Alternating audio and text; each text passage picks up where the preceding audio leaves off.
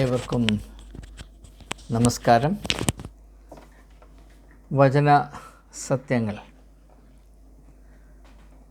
സഭാ വ്യത്യാസങ്ങളുടെ നിബന്ധനകൾക്കപ്പുറത്ത് പോയി ആത്മാവിലും സത്യത്തിലും ആഴത്തിൽ മനസ്സിലാക്കുവാനുള്ള നമ്മുടെ ശ്രമത്തിലേക്ക് ഏവർക്കും ഒരിക്കൽ കൂടെ യേശുവിൻ്റെ നാമത്തിൽ സ്വാഗതം അരുളുന്നു. ഇന്നത്തെ നമ്മുടെ ചിന്ത വിശ്വാസം എന്നാൽ എന്ത് എന്നതിനെപ്പറ്റി. ഇതിനു മുൻപ് ഞാൻ ചെയ്തിട്ടുള്ള 3 വീഡിയോകൾ അതിന് തുടർന്നുള്ള ചിന്തകളാണ്. അവയൊക്കെയും അതിൻ്റെ ഉള്ളടക്കം നിങ്ങളുടെ മനസ്സിൽ അല്പമെങ്കിലും ഉണ്ടായിരിക്കും എന്ന പ്രതീക്ഷയിൽ അവയൊന്നും ആ ആശയങ്ങളൊന്നും ആവർത്തിക്കാതെ പുതിയ ചില വെളിപ്പെടുത്തലുകൾ വിശ്വാസമെന്ന ആശയത്തെപ്പറ്റി, ആത്മീയമായ വളരെ പ്രാധാന്യമുള്ളൊരു ആശയമാണെന്ന് ഞാൻ പറയാതെ നിങ്ങൾക്കറിയാം, അതിനെപ്പറ്റി കുറച്ചുകൂടെ ആഴത്തിൽ മനസ്സിലാക്കാനുള്ള ഒരു ശ്രമമാണ് ഈ വീഡിയോയിൽ ഉൾക്കൊള്ളിച്ചിരിക്കുന്നത്. അതിനാധാരമായി എബ്രായർക്കെഴുതിയ ലേഖനം ദീർഘനാളുകൾ പൗലോസ് അപ്പോസ്തലൻ എഴുതിയതാണ് എന്ന് വിചാരിച്ചിരുന്നുവെങ്കിലും ഇപ്പോഴങ്ങനെയല്ല. ഇത് ആരാണ് യഥാർത്ഥത്തിൽ എഴുതിയത് എന്നതിനെപ്പറ്റി വ്യക്തമായ ഒരറിവില്ല. പക്ഷേ അത് നമ്മളിപ്പോൾ ബാധിക്കേണ്ട കാര്യമില്ല. വളരെ വിലയേറിയ പല ആത്മീയ വെളിപ്പെടുത്തലുകളും എബ്രായർക്കെഴുതിയ ലേഖനത്തിലുണ്ട് എന്നതുകൊണ്ട് അതിൻ്റെ ഓതർഷിപ്പിനെ പറ്റിയുള്ള തർക്കം നിലനിൽക്കുമ്പോൾ തന്നെയും നമുക്കതിലെ ആത്മീയമായ വെളിപ്പെടുത്തലുകൾ പ്രയോജനപ്പെടുത്തുവാൻ അവകാശമുണ്ട് എന്നതുകൊണ്ട് നാം ഈ ഭാഗം ഒന്ന് ശ്രദ്ധിച്ച് വിശ്വാസത്തെപ്പറ്റി നമുക്ക് പ്രാപിക്കാവുന്ന കുറച്ചുകൂടെ ആഴമേറിയ അറിവുകൾ കുറച്ചുകൂടെ വ്യക്തമായി ഉൾക്കൊള്ളുവാൻ ഈ സമയത്ത് നമുക്കിടയാകട്ടെ എന്ന് ആത്മാർത്ഥമായി പ്രാർത്ഥിക്കുന്നു. ഞാൻ ആ ഭാഗം എബ്രായർക്കെഴുതിയ ലേഖനം 11-ാം അധ്യായത്തിൻ്റെ 1-ാം വാക്യം, അത് നിങ്ങൾക്ക് ഏവർക്കും മനഃപ്പാഠം അറിയാമെന്നതുകൊണ്ട് നമുക്ക് അതിനെ ആസ്പദമാക്കി ഒരുമിച്ച് ചിന്തിക്കുവാൻ എളുപ്പമാണ്. വിശ്വാസമെന്നതോ ആശിക്കുന്നതിൻ്റെ ഉറപ്പും കാണാത്ത കാര്യങ്ങളുടെ നിശ്ചയവുമത്രേ. 2 കാര്യമുണ്ട്. വിശ്വാസത്തിൻ്റെ 2 പ്രത്യേകതകൾ അല്ലെങ്കിൽ സ്വഭാവങ്ങൾ അല്ലെങ്കിൽ അതിൻ്റെ ഉള്ളടക്കം എന്ത് എന്നതിനെ പറ്റിയുള്ള വെളിപ്പെടുത്തലിൽ 2 ഭാഗങ്ങളുണ്ട്. അതിനകത്ത് നിശ്ചയമുണ്ട്, അതിനകത്ത് തെളിവുമുണ്ട്. ഇംഗ്ലീഷിൽ അഷ്വറൻസ്, മറ്റേത് എവിഡൻസ്. ഫെയ്ത്തിൽ, വിശ്വാസത്തിൽ 2 കാര്യങ്ങളുണ്ട്.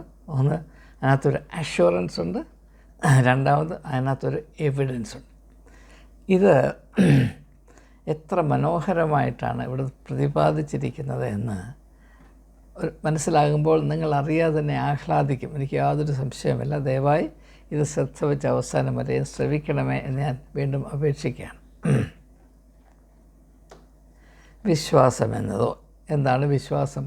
നിങ്ങൾക്ക് വിശ്വാസം എന്നാൽ എന്താണ് എന്നറിയണമല്ലോ. നാം എല്ലാവരും വിശ്വാസികളാണല്ലോ. ഞാൻ മുമ്പൊരു വീഡിയോയിൽ പറഞ്ഞതുപോലെ വിശ്വാസത്തെ അവിശ്വസിക്കുന്ന വിശ്വാസികളാണ് നാം. അതൊരു വല്ലാത്ത അവസ്ഥ തന്നെയാണ്. അതിൻ്റെ കാരണം വിശ്വാസം എന്നാൽ എന്ത് എന്നതിനെപ്പറ്റി നമുക്ക് വേണ്ടതുപോലെ ധാരണയില്ല എന്നത് മാത്രമല്ല, അനേക തെറ്റിദ്ധാരണകളുമുണ്ട് എന്നതുകൊണ്ടാണ്. അതുകൊണ്ടാണ് ഈ വിഷയത്തെപ്പറ്റി കാലാകാലങ്ങളിൽ കൂടുതൽ വെളിപ്പെടുത്തലുകൾ നടത്തുവാൻ ആവശ്യമുണ്ട് എന്ന് ഞാൻ മനസ്സിലാക്കുന്നു. അപ്പോൾ നമുക്ക് വിശ്വാസം എന്നാൽ എന്ത് എന്ന ചോദ്യത്തിൻ്റെ ഉത്തരം കണ്ടുപിടിക്കുന്ന 4ാമത്തെ ഘട്ടത്തിലേക്ക് ഇപ്പോൾ പ്രത്യാശയോടെ പ്രവേശിക്കാം. വിശ്വാസം എന്നതോ എന്തൊക്കെയാണ്? ആദ്യമേ പറയുന്നത് ആശിക്കുന്നതിൻ്റെ ഉറപ്പ്. ഇവിടെ ഒരു പ്രശ്നം, ആശ എന്ന് പറയുമ്പോൾ മനുഷ്യരുടെ വിചാരം, ഭൂരിപക്ഷങ്ങളുടെ വിചാരം, ഞാൻ ആഗ്രഹിക്കുന്നതെല്ലാം എനിക്ക് കിട്ടും. അതിനുതകുന്ന മർമ്മമാണ് വിശ്വാസം എന്നുള്ളത്. ഇവിടെ നാം മനസ്സിലാക്കേണ്ട കാര്യം, ഞാൻ ഇതിന് മുൻപ് ഒരു വീഡിയോയിൽ വെളിപ്പെടുത്തിയതുപോലെ വിശ്വാസം എന്നത് പ്രാവർത്തികമായി ചിന്തിക്കുമ്പോൾ ഒരു ബന്ധമാണ്, റിലേഷൻഷിപ്പാണ്. ആരുമായിട്ടുള്ള റിലേഷൻഷിപ്പാണ്? ദൈവവുമായുള്ള റിലേഷൻഷിപ്പാണ്. ആരിൽ കൂടെയാണ് ആ ബന്ധം സ്ഥാപിക്കപ്പെടുന്നത്? യേശുവിൽ കൂടെയാണ്. അപ്പോൾ വിശ്വാസത്തിൻ്റെ ഉള്ളടക്കം എന്താകാം എന്നതിൻ്റെ ഒരു തീരുമാനം നടന്നു കഴിഞ്ഞു. നാം ദൈവത്തിൽ കൂടെ യേശുവുമായി അതായത് യേശുവിൽ കൂടെ ദൈവവുമായി സ്ഥാപിച്ചിരിക്കുന്ന ഈ ബന്ധം, അതിനുതകുന്ന വിധത്തിലുള്ള താല്പര്യങ്ങൾ മാത്രമേ നമുക്ക് അനുവദനീയമായിട്ടുള്ളൂ. അതിൻ്റെ ഉദാഹരണമായിട്ട് ഒരു കോളേജിൽ പോകുന്ന യുവാവ് അവൻ്റെ അപ്പനോട് എന്ന് പറയത്തില്ല, അപ്പാ എനിക്കിന്ന് ലഹരി മരുന്ന് കഴിക്കാൻ ഒരു 500 രൂപ വേണം. എന്തുകൊണ്ടാണ് അങ്ങനെ പറയാത്തത്? കാരണം മകൻ ലഹരി മരുന്ന് കഴിച്ച് കിറുകിക്കിടക്കുന്നത് ഒരു പിതാവിന് ഒരു കാലത്തും അഭികാമ്യമല്ല. അങ്ങനെ ഒരു പിതാവ് ആഗ്രഹിക്കുകയില്ല. പിതാവും പുത്രനും തമ്മിലുള്ള ബന്ധത്തിന് അത് വിരുദ്ധമാണ്.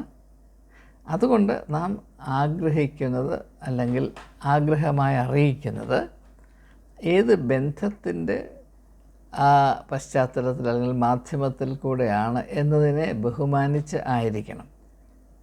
What we hope for must be in agreement with, in consonance with the relationship on the basis of which what we hope is established. നാം ഏത് ബന്ധത്തിൻ്റെ പിൻബലത്തിലാണ് ആഗ്രഹിക്കുന്നത്, അത് ആ ബന്ധത്തിൻ്റെ പ്രത്യേകതകളെ മാനിച്ചുകൊണ്ട് മാത്രമേ പ്രവർത്തിക്കുവാൻ സാധ്യമാകുകയുള്ളൂ. ഇത് വളരെ വ്യക്തമായി മനസ്സിലാക്കേണ്ട മർമ്മമാണ്. നാം പുലർത്തുന്ന ഈ ബന്ധം, ദൈവവുമായുള്ള ബന്ധം, ദൈവത്തിൻ്റെ സ്വഭാവം, അതിനെ മാനിക്കുവാൻ ഈ ബന്ധത്തിൽ കൂടെ നാം ബാധ്യസ്ഥരാണ്. ദൈവത്തിൻ്റെ സ്വഭാവത്തെ നാം അറിയുന്നത് അനന്തമായ നിത്യമായ ചില മൂല്യങ്ങളിൽ കൂടെയാണ്. അതാണ് ദൈവത്തിൻ്റെ സ്വഭാവവിശേഷം: സ്നേഹം, സത്യം, നീതി, കരുണ, കരുതലിൻ്റെ ശുശ്രൂഷ. മനുഷ്യപുത്രൻ ശുശ്രൂഷ ചെയ്യിപ്പാനല്ല, ശുശ്രൂഷ ചെയ്യുവാനും അനേകർക്ക് വേണ്ടി തൻ്റെ ജീവനെ മറുവിലേക്ക് കൊടുപ്പാനും അത്രേ വന്നത്. കരുതലിൻ്റെ വ്യക്തിത്വം.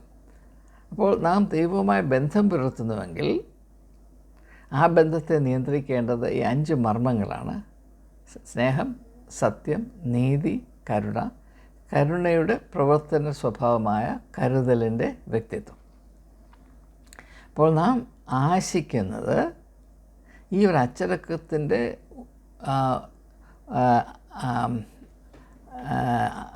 അച്ചടക്കത്തെ ഉൾക്കൊള്ളുകൊണ്ടായിരിക്കണം. ഇപ്പോൾ നാം ആശിക്കുന്നു, വിശ്വാസികളെ നാം ആശ്വസിക്കുന്നു, നമ്മുടെ ശത്രുക്കളെ മുഴുവനും കൊന്നൊടുക്കണം. അങ്ങനെ ചിന്തിക്കുന്ന സാഹചര്യം ഉണ്ടായിട്ടുണ്ട്, നമുക്കറിയാം. സുവിശേഷത്തിൽ രേഖപ്പെടുത്തിയിട്ടുണ്ട്. എന്നാൽ ആ ഒരു ആഗ്രഹം നല്ലതല്ല എന്ന് യേശുവിൻ്റെ ശിഷ്യന്മാരോട് പറയുന്നുണ്ട്, അല്ലേ? അപ്പോൾ അതുകൊണ്ട് നാം ആശിക്കുന്നതിൻ്റെ ഉറപ്പ് എന്ന് പറയുമ്പോൾ നാം എന്ത് ആശിക്കണം, എന്ത് ആശിച്ചു കൂടാ എന്നതിനെപ്പറ്റി നമുക്കൊരു ഉറപ്പുണ്ടാകണം. ഇപ്പോൾ ദൈവത്തോടുള്ള ബന്ധത്തിൽ ദൈവസ്വഭാവത്തെ വക്രീകരിക്കുന്ന, അല്ലെങ്കിൽ അതിനെ മറ്റുള്ളവർ തെറ്റിദ്ധരിക്കത്തക്കവണ്ണം നാം വെച്ച് പുലർത്തുന്ന ചില ആഗ്രഹങ്ങൾ, അത് വിശ്വാസം എന്ന് പറയുന്ന ഈ അത്ഭുത മർമ്മത്തിൻ്റെ ഉള്ളിൽ നിങ്ങൾ കടത്തരുത്. Do not smuggle these desires which are incompatible with the discipline of relating to God. ഇതൊരു വളരെ പ്രാവർത്തികമായ മർമ്മമാണ്. അപ്പോൾ വിശ്വാസം എന്നതോ ആശിക്കുന്നതിൻ്റെ ഉറപ്പ് എന്ന് പറയുമ്പോൾ നാം എന്ത് ആശിക്കണം, എന്ത് ആശിച്ചു കൂടാ എന്നതിനെപ്പറ്റി ഒരു വ്യക്തത നമുക്ക് ഉണ്ടാകണം. ആ വ്യക്തത പ്രാപിക്കേണ്ടത് നാമും ദൈവവുമായുള്ള ബന്ധത്തിൽ കൂടെയാണ്. നാമും ദൈവവുമായുള്ള ബന്ധത്തിൽ കൂടെ ദൈവ സ്വഭാവത്തെ മാനിക്കുവാനുള്ള ചുമതല നാം ഏറ്റെടുത്തിരിക്കുന്നു. അതനുസരിച്ച് മാത്രമേ നമ്മുടെ ആഗ്രഹങ്ങൾ രൂപീകരിക്കപ്പെടാവൂ എന്ന ഒരു വലിയ മർമ്മം ഇതിൽ അടങ്ങിയിട്ടുണ്ട് എന്ന് ആരും പ്രതിപാദിക്കുന്നില്ല. എന്താഗ്രഹിച്ചാലും നമുക്ക് കിട്ടുമെന്നാണ് പറയുന്നത്.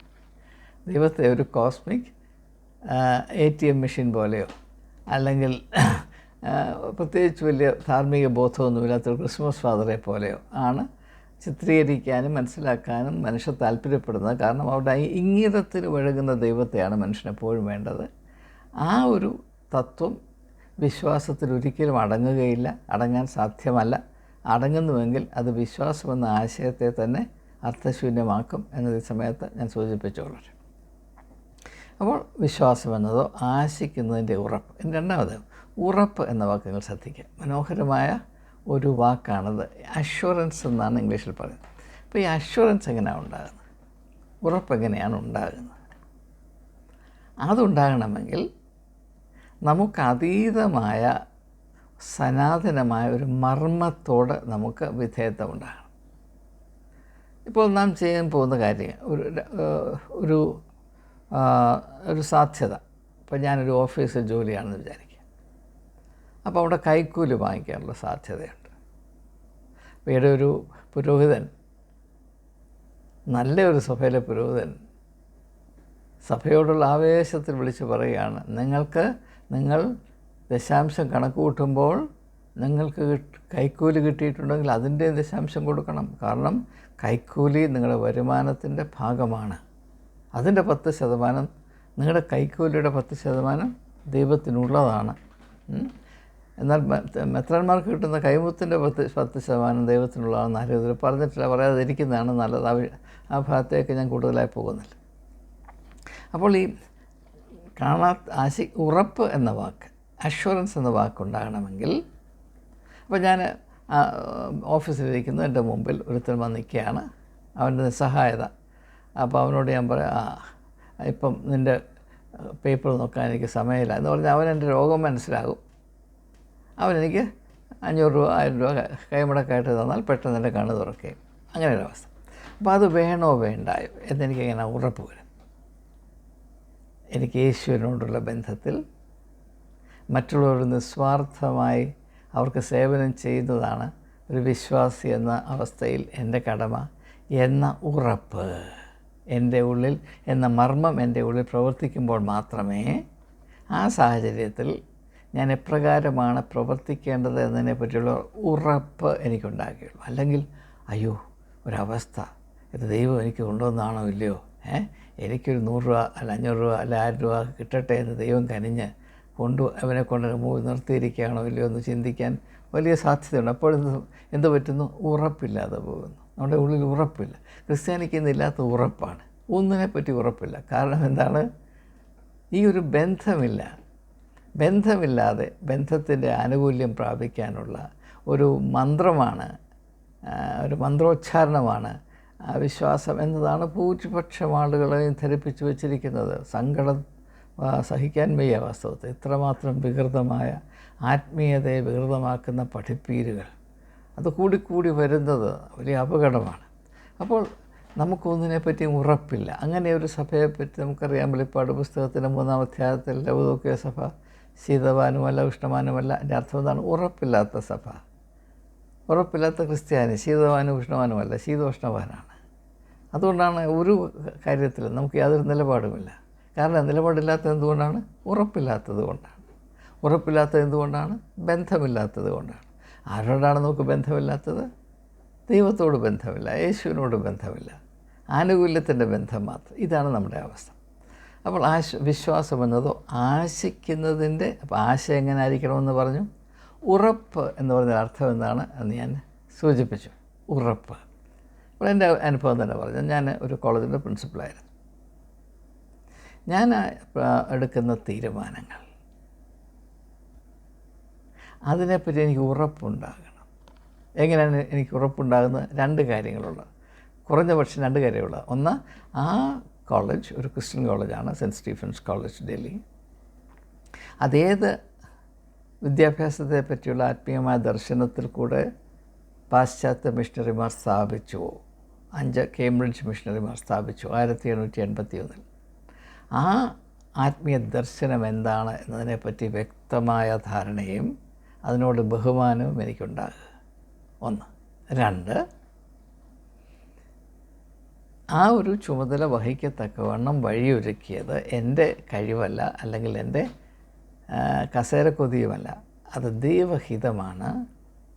അത് നടപ്പിലാക്കുവാൻ ഞാൻ ബാധ്യസ്ഥനാണ്. ഈ 2 ധാരണകൾ ഒരുമിച്ച് പ്രവർത്തിക്കുമ്പോൾ ഇന്നത് ചെയ്യണമെന്നും ഇന്നത് ചെയ്യരുത് എന്നതിനെപ്പറ്റി എനിക്ക് നല്ല ഉറപ്പുണ്ടായിരിക്കും. അതല്ല എങ്കിൽ അയ്യോ അതാണോ ഇതാണോ. അങ്ങനെ ഒരാളുടെ കൂടെ ഞാൻ ജോലി ചെയ്തിട്ടുണ്ട്. ഒരു തീരുമാനവും എടുക്കാതെ അയ്യോ ഞാനിത് ചെയ്താൽ വല്ല അപകം വന്നെൻ്റെ കസേര തെറിച്ചു പോകുമോ?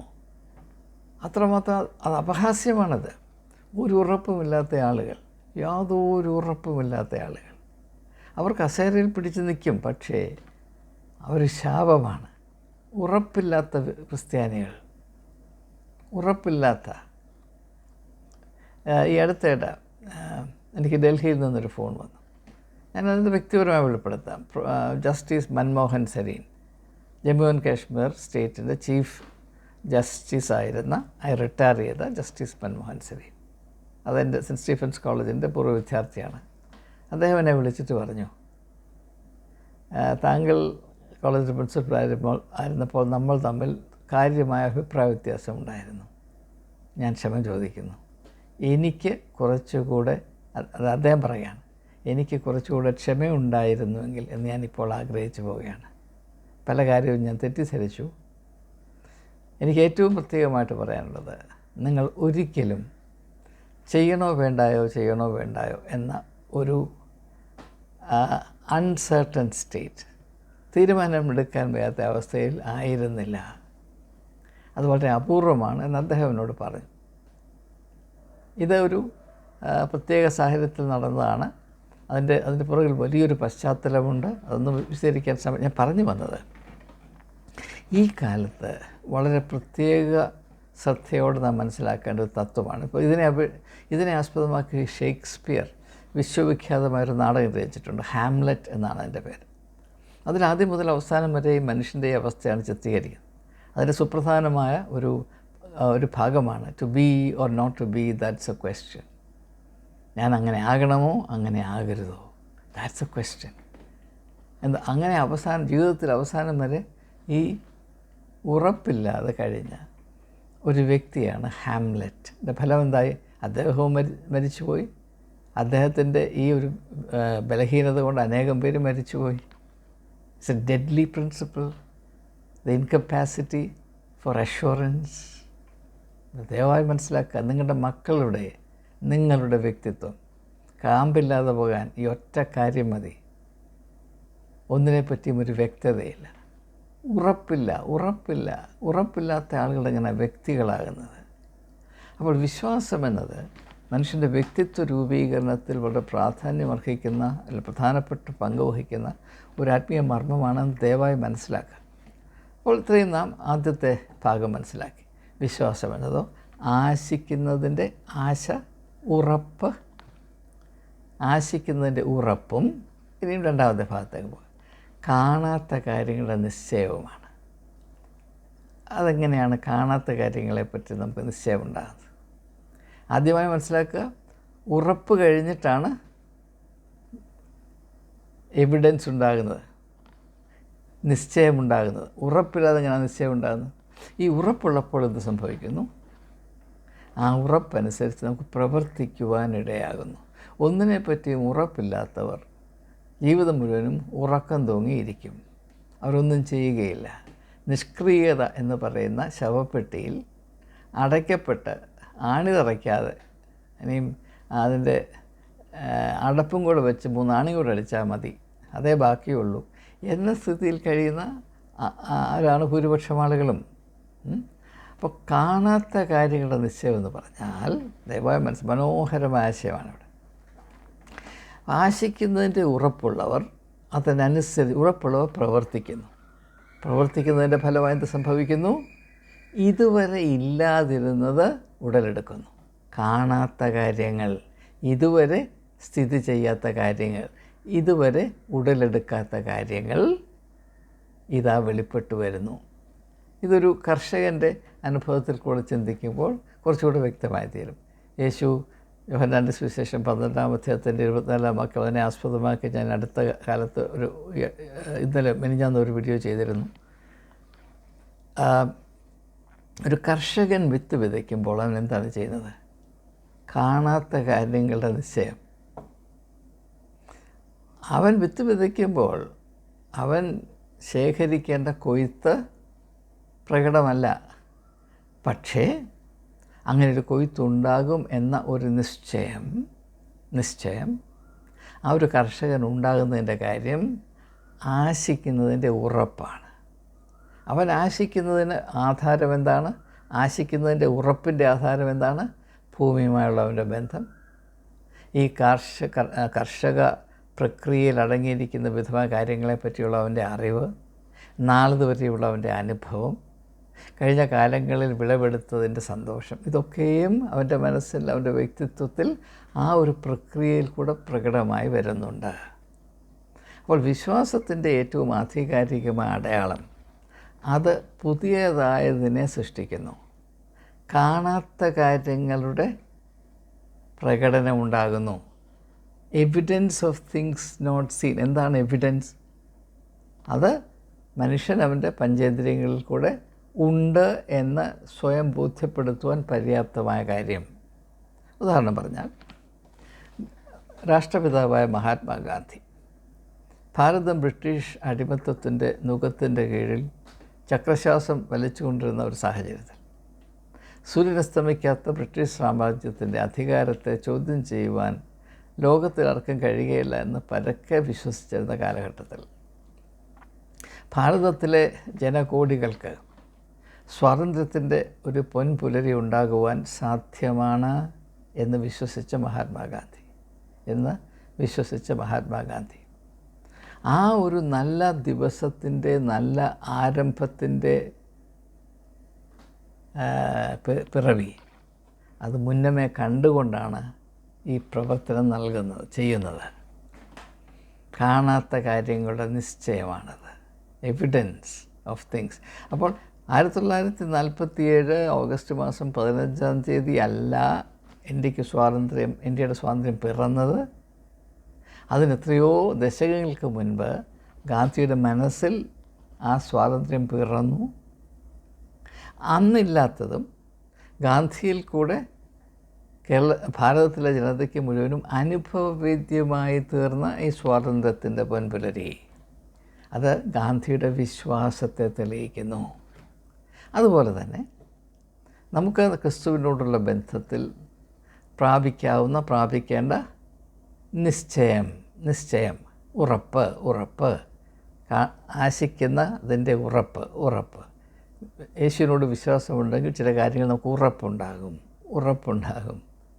അതിൻ്റെ ബലത്തിൽ, അതിനെ ആധാരമാക്കി ഇതുവരെ ഇല്ലാതിരുന്ന സാഹചര്യം, ഇതുവരെ ഇല്ലാതിരുന്ന അനുഭവം, ഇതുവരെ ഇല്ലാതിരുന്ന വിഭവം നമ്മളുടെ വിശ്വാസപരമായ ആ ഒരു പ്രവൃത്തിയിൽ കൂടെ, ദൗത്യത്തിൽ കൂടെ അത് സംജാതമാകുവാൻ, പിറന്നു വീഴുവാൻ, അതൊരു യാഥാർത്ഥ്യമായി തീരുവാൻ തക്കവണ്ണം നാം പ്രവർത്തിക്കുന്നു. അതാണ് വിശ്വാസം, പ്രവൃത്തി. അത് തിരിച്ചറിഞ്ഞത്, ഏറ്റവും കൂടുതൽ വ്യക്തമായി തിരിച്ചറിഞ്ഞത് യാക്കോബാണ്. അതുകൊണ്ടാണ് യാക്കോബ് പറയുന്നത് പ്രവൃത്തിയില്ലാത്ത വിശ്വാസം നിർജീവമാണ് എന്ന് പറയാൻ കാര്യം. അപ്പോൾ എനിക്ക് വിശ്വാസമുണ്ട്, ഞാൻ വിശ്വാസിയാണ്, പരമ്പരാഗതമായി ഞങ്ങളൊക്കെ വിശ്വാസികളാണ്, ഞങ്ങളുടെ അപ്പനപ്പൂപ്പന്മാർ തൊട്ടേ വിശ്വാസികളാണ് എന്ന് പറഞ്ഞതിന് യാതൊരു കാര്യമില്ല, കഴമ്പില്ല. ഞാൻ വിശ്വാസിയാണെങ്കിൽ എൻ്റെ വിശ്വാസ ജീവിതത്തിൽ കൂടെ ചില ഫലങ്ങൾ പുറപ്പെടുവിക്കപ്പെടണം. ഉദാഹരണമായിട്ട് ഞാൻ എൻ്റെ ജീവിതാനുഭവങ്ങൾ പറയുമ്പോൾ ഞാൻ എൻ്റെ വീര്യം വിളമ്പുക എന്ന് നിങ്ങൾ വിചാരിക്കരുത്. ഇത് സത്യമാണ് എന്ന് നിങ്ങൾ അറിയേണ്ടത്, ഇത് പ്രാവർത്തികമാണ് എന്ന് നിങ്ങൾ അറിയേണ്ടതിന്. ഞാൻ സെൻറ്റ് സ്റ്റീഫൻസ് കോളേജിൻ്റെ ചാർജ് എടുക്കുമ്പോൾ അതിന് പ്രത്യേകമായൊരു അവസ്ഥയുണ്ടായിരുന്നു. ഒരു സ്ഥാപനം, പ്രത്യേകിച്ച് വളരെ പ്രശസ്തിയുള്ളൊരു സ്ഥാപനം, ഇങ്ങനെ മാത്രമേ നടത്താൻ സാധ്യമാകുകയുള്ളൂ എന്നൊരു തീരുമാനം, അലിഖിതമായ അൺറിട്ടൺ ലോ ഉണ്ടായിരുന്നു.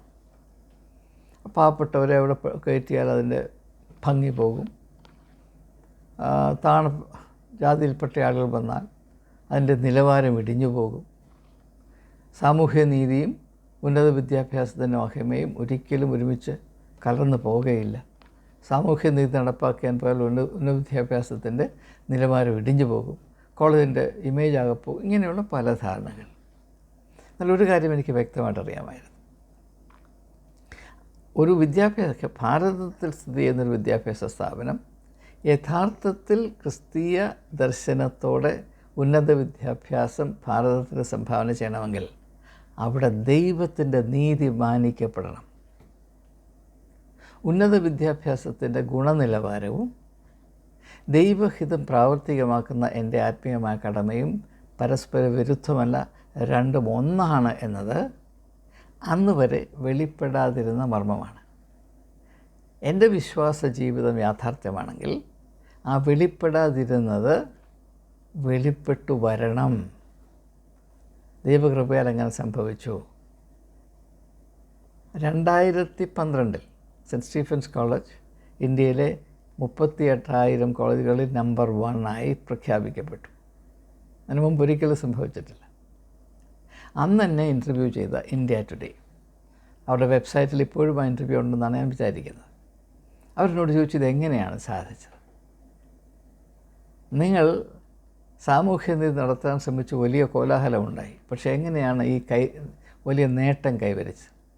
ഞാൻ അവരോട് പറഞ്ഞു, എൻ്റെ ആത്യന്തികമായ വിശ്വാസം ഭാരതത്തിൽ ഒരു വിദ്യാഭ്യാസ സ്ഥാപനം നിലനിന്നാൽ അതിൻ്റെ പ്രാഥമികമായ കമ്മിറ്റ്മെൻറ്റ് സാമൂഹ്യനീതി, സോഷ്യൽ ജസ്റ്റിസിനോടെ ആയിരിക്കണം. അതില്ലാത്തൊരു എഡ്യൂക്കേഷണൽ എക്സലൻസ് എനിക്ക് വേണ്ട. കാരണം അതാണ് സെൻറ്റ് സ്റ്റീഫൻസ് കോളേജിനെ സ്ഥാപിച്ച സ്ഥാപക മിഷണറിമാരുടെ ദർശനം. അതാണ് ആത്മീയമായ ദർശനം. അതിനെ ഉപേക്ഷിച്ചുകൊണ്ടുള്ളൊരു നേട്ടവും സെൻറ്റ് സ്റ്റീഫൻസ് കോളേജിന് ആവശ്യമില്ല.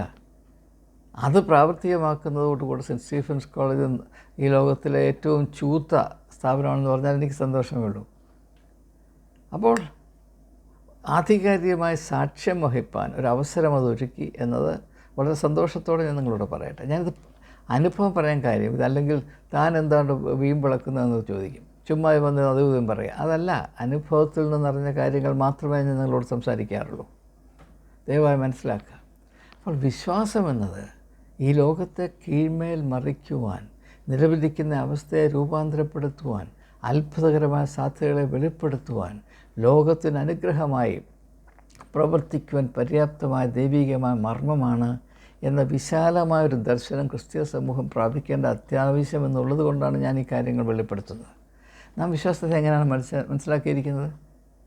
അർഹിക്കാത്ത ആനുകൂല്യം,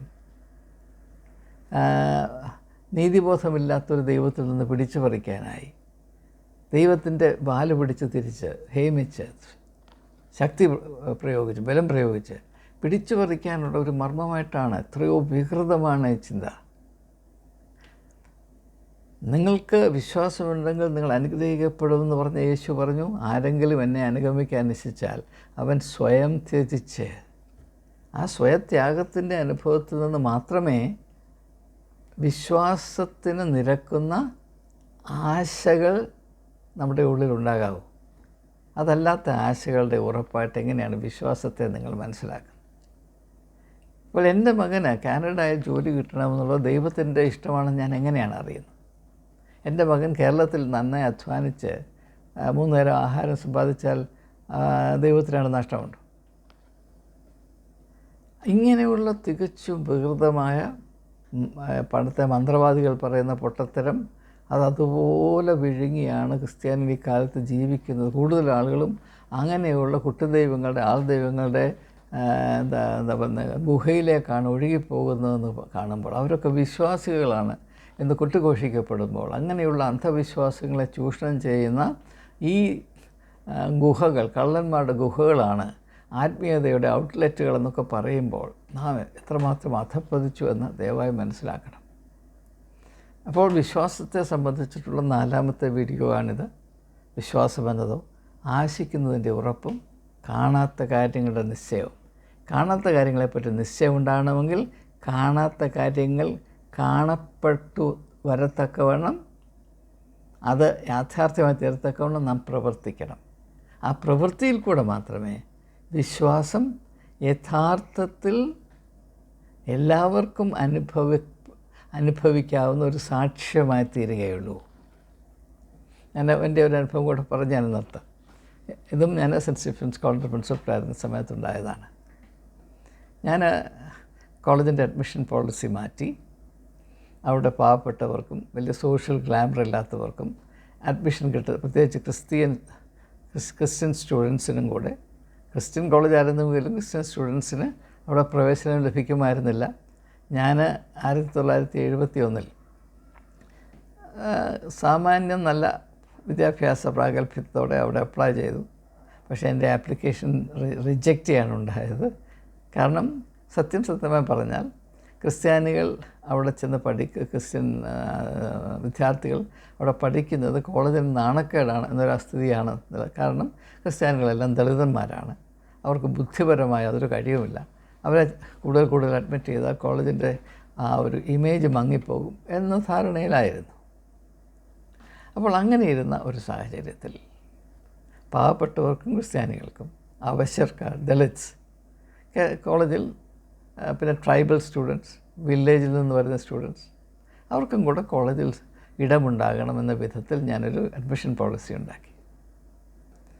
അത് സൃഷ്ടിച്ച കോളുകളൊക്കെ ഭയങ്കരമാണ്. ഞാൻ അതിനെപ്പറ്റി ഒരു പുസ്തകം എഴുതിയിട്ടുണ്ട്. ഓൺ എ സ്റ്റോമി കോഴ്സ് എന്നാണ് എൻ്റെ പേര്.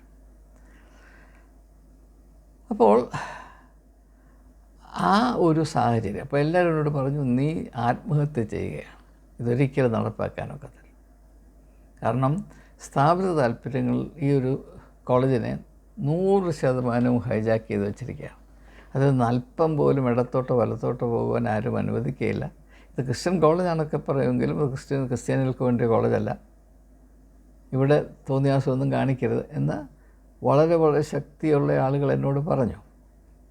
എന്നാൽ ഇവയൊക്കെയും അവഗണിച്ച് ഞാൻ ഏത് ദൗത്യത്തോടുകൂടെ ഈ ഒരു ഉത്തരവാദിത്വം ഏറ്റെടുത്തു പോകും, അത് നിർവഹിക്കപ്പെടേണ്ടതിന് സധൈര്യം ഞാൻ മുൻപോട്ട് പോയപ്പോൾ ഭയങ്കരന്മാരുടെ ചീറ്റൽ മതിലിന്മേൽ കൊടുങ്കാറ്റ് പോലെ അടിക്കുന്നു എന്ന് വചനം പറയുന്നില്ലേ, അതുപോലെ തന്നെ അനുദിനം അടിക്കുന്ന കൊടുങ്കാറ്റുകൾ നാളെ എനിക്കില്ല എന്ന അവസ്ഥയിൽ എന്നെ കൊണ്ടാക്കി വെച്ച അനേക ദിവസങ്ങൾ. പക്ഷേ ഇതിൽ കൂടെയൊക്കെയും ചില കാര്യങ്ങൾ വെളിപ്പെട്ടു വന്നു.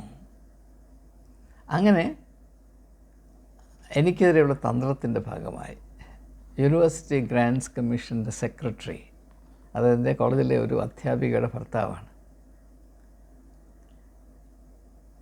അദ്ദേഹം തികച്ചും തെറ്റായ ഒരു പ്രസ്താവന, അതായത് എൻ്റെ PhD വാലിഡ് അല്ല, വാലിഡ് എന്ന് പറഞ്ഞാൽ ടെക്നിക്കൽ ടേമാണ്, ഞാനത് കൂടുതൽ വിശദീകരിക്കുന്നില്ല. അപ്പോൾ അങ്ങനെ വാലിഡ് അല്ലെങ്കിൽ എനിക്ക് പ്രിൻസിപ്പലായിരിക്കാനുള്ള യോഗ്യതയില്ല. ഞാൻ എന്ത് ചെയ്തു? ഞാൻ ആ നിമിഷം റിസൈൻ ചെയ്തു. എനിക്കറിയാം എൻ്റെ ഡിഗ്രിക്ക് യാതൊരു പ്രശ്നവുമില്ല, അത് 100% വാലിഡാണ്. പക്ഷേ ഇന്ത്യയിലെ നിയമം അനുസരിച്ച് ഒരു വിദ്യാഭ്യാസ യോഗ്യതയുടെ വാലിഡിറ്റി തീരുമാനിക്കേണ്ടത് UGC ആണ്. UGCയുടെ സെക്രട്ടറിയാണ് പറയുന്നത്. അതൊരു IAS ഓഫീസറാണ്. ചെയർമാൻ കഴിഞ്ഞാൽ പിന്നെ സെക്രട്ടറിയാണ് ഏറ്റവും പവർഫുൾ UGCയിൽ. അപ്പോൾ ഞാൻ എന്ത് ചെയ്തു? ഞാൻ ആ നിമിഷം രാജിവെച്ചു. എന്നാൽ ഞാൻ രാജിവെച്ച ശേഷം എനിക്ക് ഡിഗ്രി നൽകിയ യൂണിവേഴ്സിറ്റി UGCക്ക് പരാതി നൽകി. ഇത് യൂണിവേഴ്സിറ്റി അപമാനിക്കുന്നതിന് തുല്യമാണ്. ഈ യൂണിവേഴ്സിറ്റി നൽകിയ ഡിഗ്രി ഇൻവാലിഡ് ആണെന്ന് UGCയുടെ സെക്രട്ടറി പറഞ്ഞാൽ അത് അടിസ്ഥാനരഹിതമാകിയാൽ ഇതിനെപ്പറ്റി ഒരു അന്വേഷണം വേണം എന്ന് എഴുതി. അപ്പോൾ യൂണിവേഴ്സിറ്റി ഗ്രാൻറ്റ്സ് കമ്മീഷൻ ഒരു അന്വേഷണ കമ്മീഷൻ വെക്കാതിരിക്കാൻ നിവൃത്തിയില്ല എന്ന് വന്നു.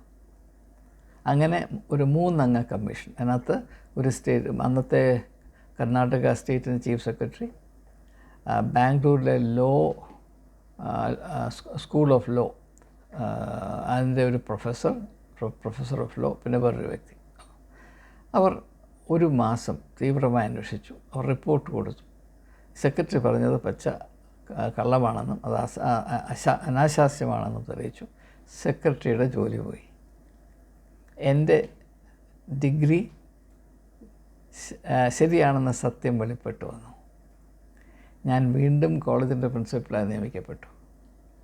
ഒരു കോളേജിൽ നിന്ന് പ്രിൻസിപ്പലായി രാജിവെച്ച ശേഷം അതേ കോളേജിൽ വീണ്ടും പ്രിൻസിപ്പലായി പുതുതായി നിയമിക്കപ്പെടുന്ന ഇന്ത്യൻ വിദ്യാഭ്യാസ ചരിത്രത്തിലെ ആദ്യത്തെ പ്രിൻസിപ്പൽ ഞാനാണ്.